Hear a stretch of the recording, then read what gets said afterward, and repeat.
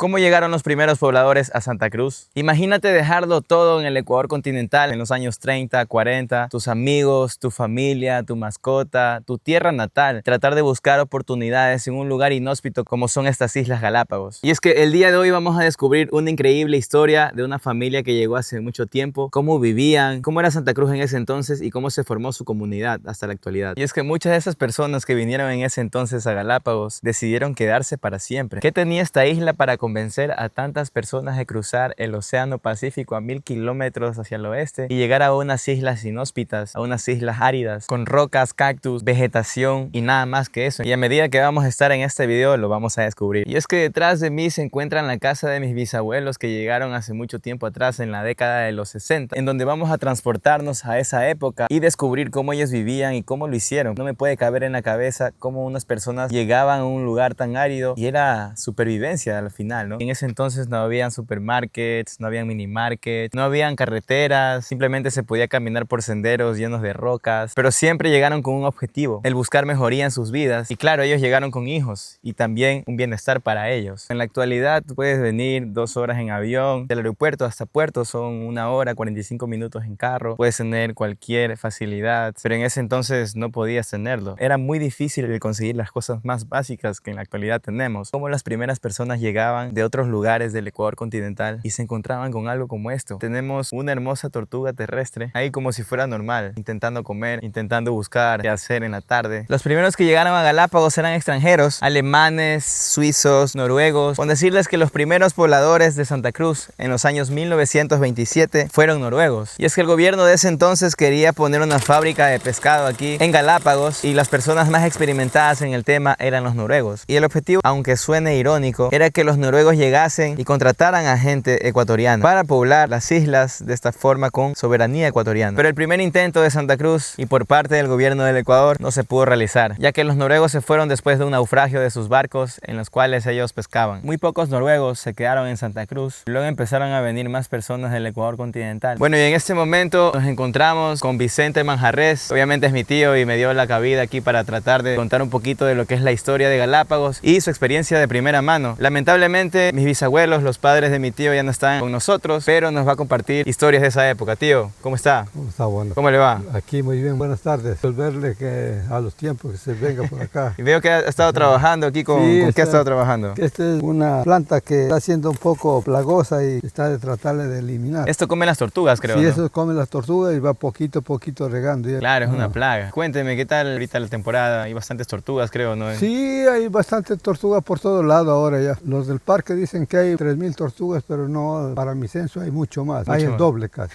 Porque son, creo que se convierten en Por una todo lado molestia hay. a la final, ¿no? Por todo lado hay, sí. O sea, para el agricultor, para la siembra de lo que es una yuca, guineo, plátano, siempre entran y hacen comen plantitas. En especial el galápago, para mí le gusta bastante la fruta. Creo que saben romper los linderos, ¿no? Claro, o sea, romperla. avanza a meter la cabeza con un poco de carapacho y va desengrampando y va entrando. Nos adentramos un poquito a la historia de cómo ustedes llegaron acá, por qué llegaron. Cuénteme más o menos, tengo entendido que su papá vino primero. Primerito vino mi papá a conocer, por 64, 62 habrá sido. Luego mi madre se trasladó conmigo. Y es que para contar cómo llegaron aquí los primeros santacruceños, tenemos que contar la historia desde Guayaquil. Guayaquil es una ciudad del Ecuador continental en donde las personas tenían que comprar sus boletos, tenían que pedir su récord policial y no tener ningún antecedente. Y en el barco en el cual viajaban para venir a Galápagos tenían 3 categorías. Los más afortunados dormían en camarotes, los siguientes dormían en hamacas y los menos afortunados dormían lamentablemente en el piso. Y después de 3 días y medio llegaban al puerto de San Cristóbal. Se hacían unos 4 días, 3 días y medio hasta llegar hasta Santa Cruz. Cuando llegaban a Santa Cruz, muchas familias los acogían y eso era lo bonito de esa época, que la comunidad que los iba a ver al muelle donde llegaba el barco empezaban a ayudarles. Obviamente llegaban con sus colchones, llegaban con sus maletas, con cosas básicas, a veces con niños, y se quedaban en las casas de los pobladores que ya estaban asentados aquí. Luego se les asignaba un lugar y donde ellos querían ir, puede ser en la parte alta o en la parte baja, empezaban a construir sus casas. Y algo interesante de recalcar es que los pobladores hacían una minga comunitaria para ayudar a los recién llegados. Tal es el caso que desde el año de 1968 me gustó. Entré a la del Ibarra de Galápagos, me dijo mi mami, ¿quieres quedarte o nos vamos?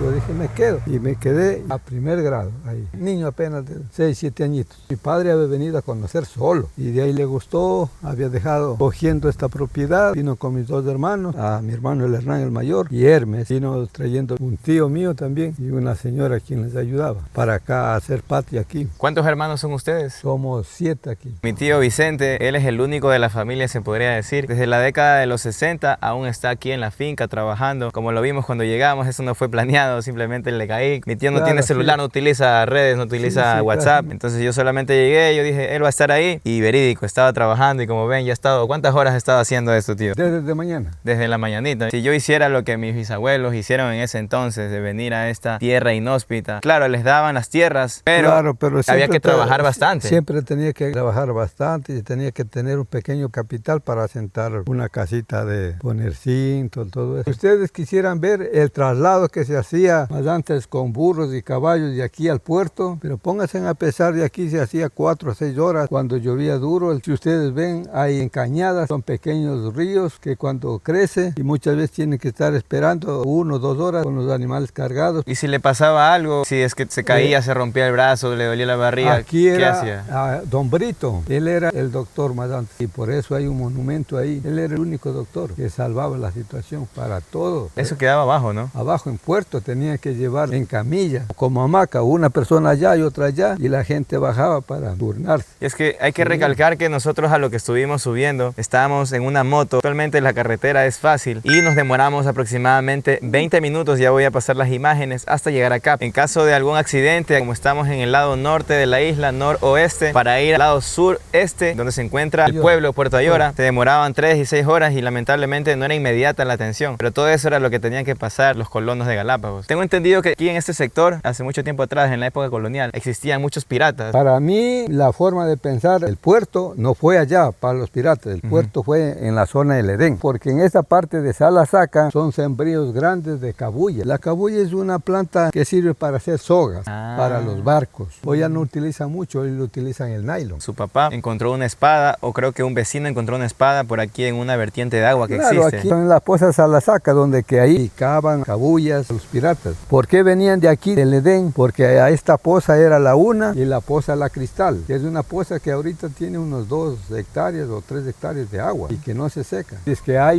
incluso un corral de Galápagos por adentro. Antes las fincas han sido 250 metros de ancho, por lo que cojan los colonos de fondo. Entonces posiblemente podía ser unas 100, 150, 200 hectáreas, lo que avance a coger. Es que había un ente gubernamental del Ecuador continental que se llamaba IERAC del Estado, que repartía sus diferentes tierras en el Ecuador, porque en ese entonces el Ecuador no estaba muy poblado y uno de esos lugares geográficamente hablando era Galápagos. Así que esta institución les otorgaba a las personas que llegaban a Galápagos las tierras que ellos querían coger. Las personas empezaban a acercar sus terrenos porque esa era la condición del IERAC. Obviamente no se sabía cuántos metros porque eran muchas hectáreas que tenían. Entonces cuando la institución IERAC venía a Galápagos y empezaba a preguntar cuántos pobladores han incrementado, ellos empezaban a medir, es que se daban cuenta los dueños que habían cercado cuánto territorio tenían en realidad. En la finca en donde actualmente me encuentro eran 121 hectáreas, pero 100 hectáreas se vendieron al municipio y ya les voy a comentar cuál fue el proyecto que se creó en base a esta finca, pero eso más adelante. Algo interesante que me parece a mí es que son 7 hermanos y de los cuales solo uno se quedó aquí en la finca. Desde que yo llegué acá me encantó esta tierra. Se vivía en la sierra y el frío, francamente yo no era de frío y me gusta la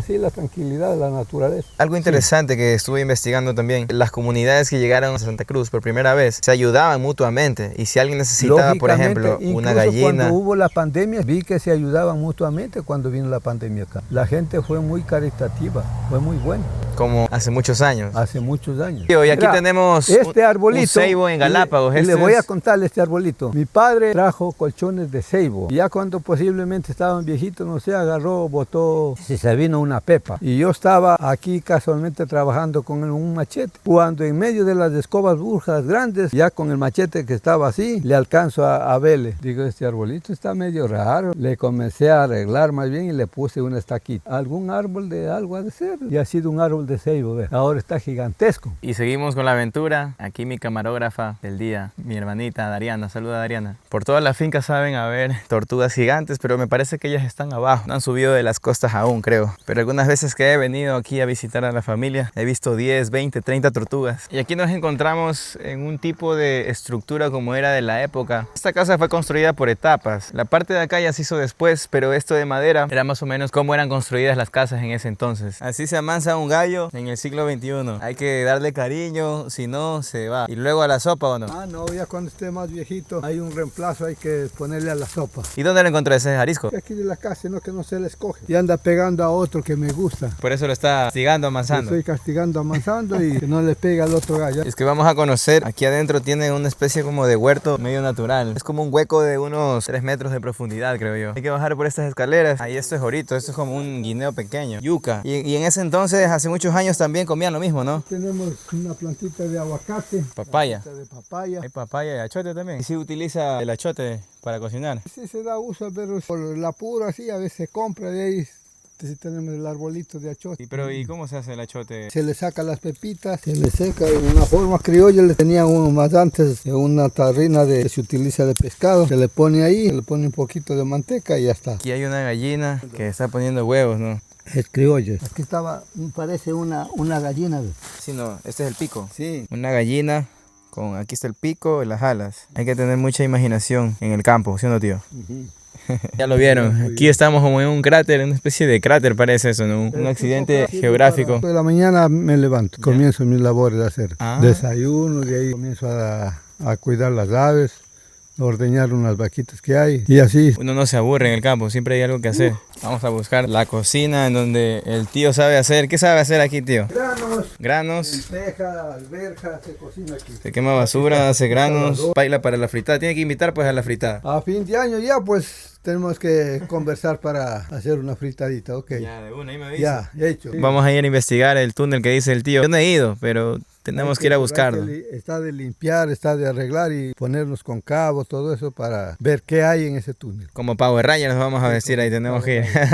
Unas mascotas, escucho que lo llaman, le dicen Vicente. Y están llamándole a las crías, pero se ordeña mañana por la mañana a las 5 de la mañana. Está desesperada ya porque quiere que le abra la puerta, pero lamentablemente será esto a las 5, 5 y media de la mañana. Abajo están tranquilas, vuelta comiendo, mira. Ah, o sea, usted por eso las tiene acá y están que gritan, porque están llamando a las crías. Claro, pero no les puede poner las crías porque se acaba la leche para que usted pueda ordeñar.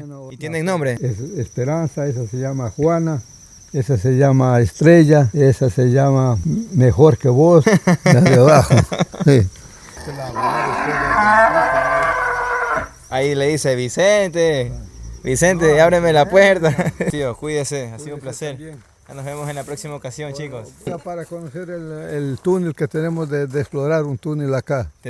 Para el siguiente video vamos a hacer un video de túnel. Sí. Vamos a ir a investigar el túnel que dice el tío. Y es que hay algo que recalcar bastante en esta finca. En el año 2008, 2009, por ahí, se hizo un proyecto por parte del alcalde de ese entonces para crear un nuevo barrio en Santa Cruz. Este barrio se llama en la actualidad el barrio El Mirador. Y el objetivo era hacer viviendas y crear más o menos un perímetro de unas 100 hectáreas alrededor de este barrio para empezar a darles terrenos a la comunidad en ese entonces. Y es por lo cual tenemos a mi bisabuela, con mucho cariño le decíamos mamá Irene, de estatua en este barrio, que muchas personas no saben el por qué, pero aquí les voy a contar. Y es que en Galápagos el 97% de todo el territorio le pertenece al Parque Nacional Galápagos, que es el ente que regula todo el tema de conservación y protege a las especies. El otro 3% le pertenece al área privada, urbana, el tema rural. El lugar en donde nosotros ahorita nos ubicamos como el barrio El Mirador le pertenecía al Parque Nacional Galápagos. Entonces el municipio de ese entonces tenía que hacer un intercambio, la misma cantidad en territorio tenía que cambiarle, y para esto buscaron a Irene Manjarres. Y es que parte del proyecto era comprarle una zona con la cantidad de hectáreas que ellos necesitaban. Hicieron un contrato muy serio, obviamente, para comprar esta tierra, y se iba a hacer en diferentes pagos. Eran 3 pagos en total. Estos pagos tenían que darse a la fecha, de lo contrario, si el municipio se atrasaba en uno de estos pagos, Irene Manjarres y su familia podían quedarse con su propiedad, a pesar pesar de que ya les habían cancelado la primera letra. El segundo pago no llegó. Irene Manjarrés tranquilamente podía quedarse con su tierra. El municipio no tenía tierra para canjear y todas esas personas que ya tenían un puesto para obtener su terrenito en el barrio El Mirador en ese entonces se quedaban sin nada, y eso que ya habían pagado sus terrenos. Irene Manjarrés aceptó postergar la fecha de pago a pesar de que ella ya podía tener su primer monto adquirido. Era un monto fuerte, son 100 hectáreas, imagínense. Si tienen un leve recuerdo de esa época, las personas empezaron a decir que el municipio ya no podía hacer el proyecto porque no tenía dinero, ya no tenían el terreno y muchas cosas. Y yo creo que cuando tú haces un proyecto hay muchos problemas que van a suceder, pero al fin y al cabo hay que resolverlos. Y bueno, se llegó a un acuerdo. Irene Manjarrés dijo que iba a esperar un poco más y que siga el proyecto. Y gracias a eso y gracias a la gestión del alcalde de ese entonces, se pudo realizar el barrio El Mirador, que actualmente es un barrio súper grande. Es el barrio más grande, me parece, de todo Santa Cruz. Y me da mucha gratificación el hecho de que una persona haya pensado en muchas personas y pudieron ejecutar este macro proyecto. Es por eso que la gestión del municipio de ese entonces quiso hacer una estatua para Irene Manjarrés, y pues en la actualidad ahí la vemos todos los días. Saluda, Dariana.